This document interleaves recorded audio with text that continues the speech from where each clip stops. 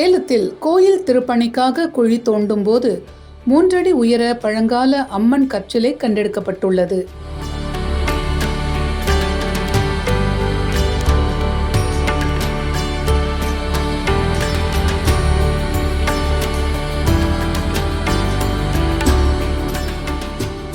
சேலம் உத்தம சோழபுரம் கரபுரநாதர் கோயில் குடமுழுக்கு திருப்பணிகள் முழு வீச்சில் நடைபெற்று வருகின்றன. அபிஷேக திரவியங்கள் வடிந்து செல்ல கால்வாய் அமைக்க கோயில் வளாகத்தில் குழி தோண்டப்பட்டது. அப்போது மண்ணில் புதைந்திருந்த 3 அடி உயரம் கொண்ட அம்மன் சிலை தென்பட்டது. உடனடியாக அறநிலையத்துறை அலுவலர்கள், வருவாய்த்துறையினர் அம்மன் சிலையை எடுத்து தூய்மைப்படுத்தி வழிபாடு நடத்தினர். திருமணி முத்தாற்றங்கரையில் அமைந்துள்ள கரபுரநாதர் கோயில் சுமார் 2000 ஆண்டுகள் பழமை வாய்ந்தது.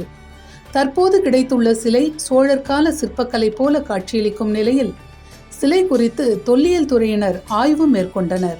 மன்னர் அதியமானின் புதல்விகள் அங்கவை சங்கவை திருமணம் தமிழ் மூதாட்டி ஔவையார் முன்னிலையில் இந்த திருத்தலத்தில் நடைபெற்றதாக தல வரலாறு கூறுகிறது.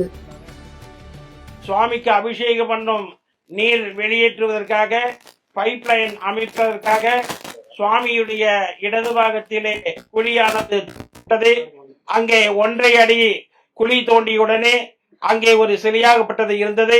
அந்த சிலையை எடுக்க எல்லா அதிகாரிகளையும் இங்கே வரவழைத்து அவர்களுடைய முன்னிலையிலே இந்த சிலையை எடுத்து பார்க்கும் பொழுது இங்கே வைத்திருக்கும் அம்பாள் பெரியநாயகி போன்றே 4 அடி உயரத்திலே மிக அற்புதமாக அமைந்துள்ள சிலைதான்.